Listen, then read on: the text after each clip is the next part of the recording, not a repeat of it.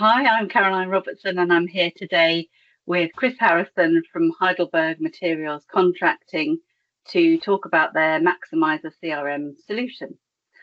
So tell us a little bit about Heidelberg Materials Contracting and your role. Yeah, I'm Chris Harrison. I'm business manager for Heidelberg Materials Contracting.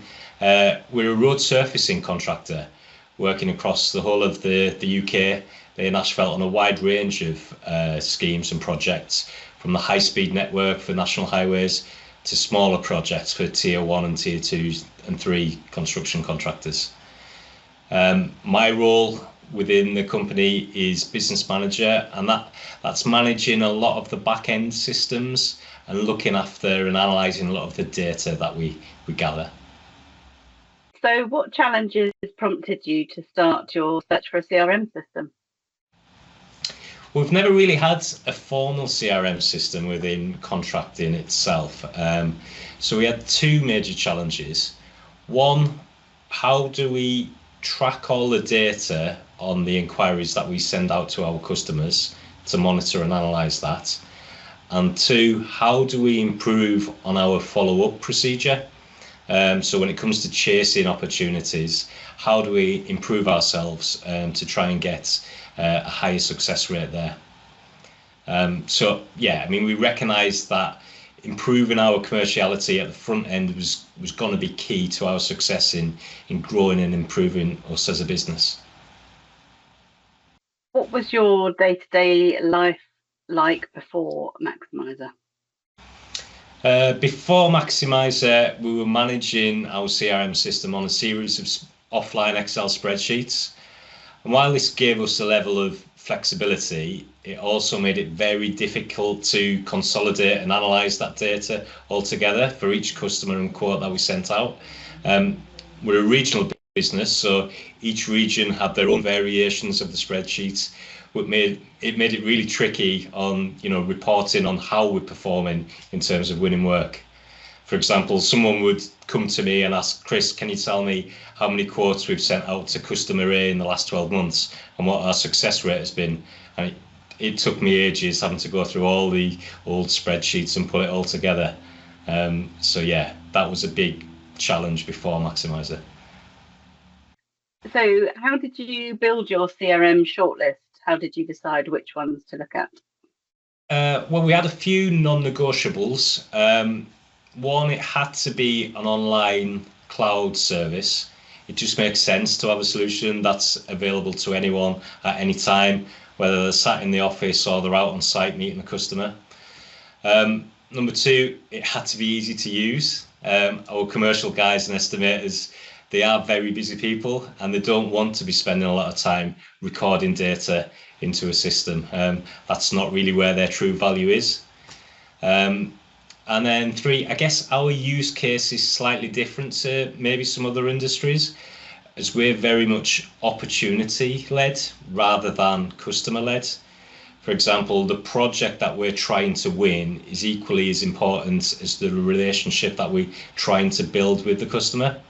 So we needed a solution that could record fields of information about this specific project, such as the sector, geographical region, contract type, when the bid deadline was. So yeah, we had quite a unique use case, really. So did you look at other CRM solutions? Yeah, we did. We'd done our homework and we explored a few and made contact with a few different companies. But like I said, yeah, I think the Maximizer one seemed to suit our needs as a business more than what some other CRM systems did. And obviously from finding Maximizer as a product, did you find Maximizer first, or how did you discover Avrion in all of this? We were actually recommended Maximizer by a sister company of ours, Mick George. They've had a long-standing relationship with Maximizer before, and yeah, they've got a similar use case to ourselves. So it came as a recommendation from them. They said, look, it's working very well for us. It could maybe work for you guys. So yeah, that's how we kind of led on to Avrion and Maximizer from there, really. And what stood out in particular about the sales edition of Maximizer? I think the sales intelligence module gives us better insights when we're looking at the work that we're pricing and trying to win. It shows us which areas of the country and what sectors we're more successful in just a few clicks of the button. Also, the leaderboard section is always interesting and a great topic for discussion. Due to the nature of how we work, we don't necessarily have individual sales targets per person, but naturally our commercial guys and estimators have got that competitive edge and they always want to be top of the leaderboard. So yeah, for me, that's only a good thing because it means we're improving in our commerciality. And was there something in particular that made you choose Avrion as your digital transformation partner?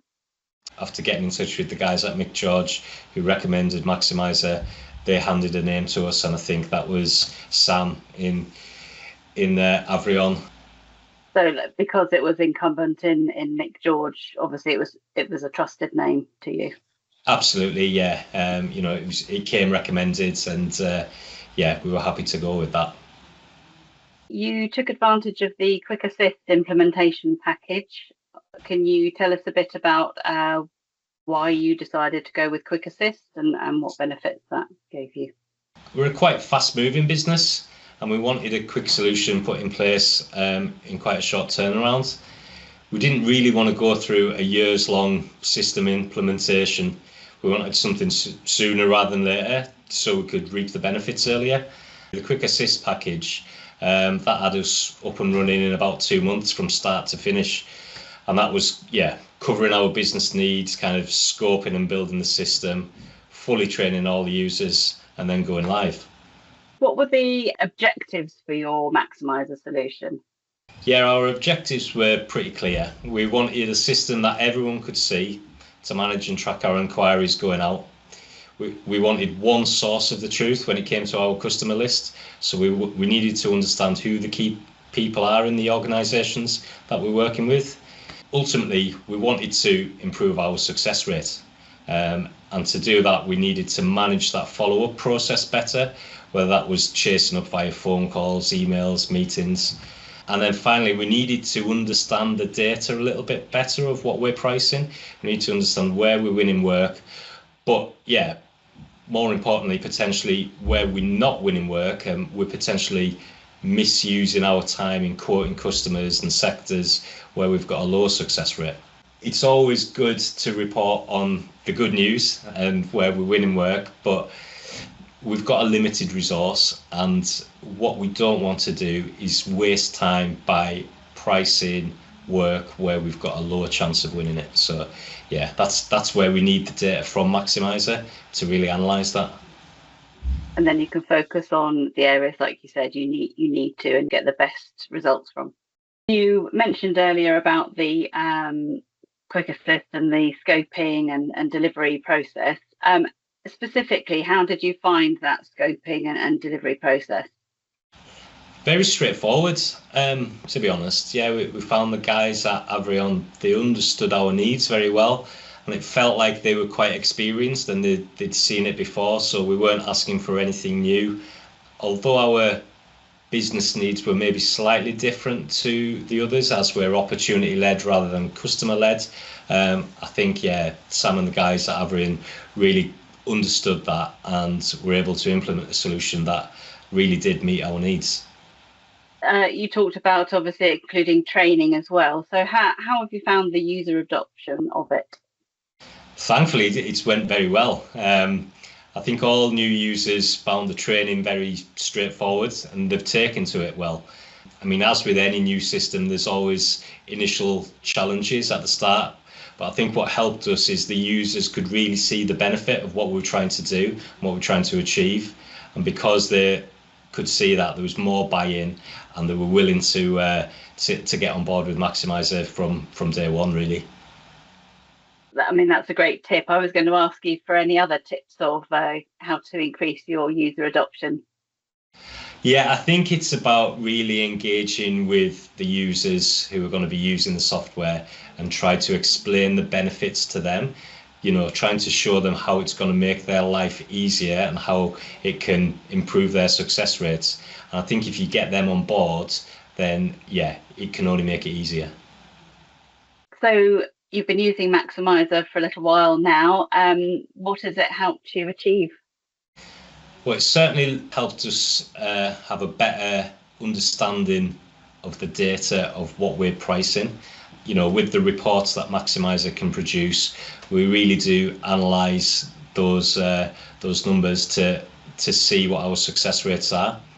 Ultimately, what that should lead on to is higher win rates for us. So you've been instrumental in the system changes. How have the changes impacted the overall way the company does business? I think it's definitely improved our commerciality at the front end. Previously, we may have had a mentality where we've priced a job for somebody, sent it out the door, and then that's it. We forget about it.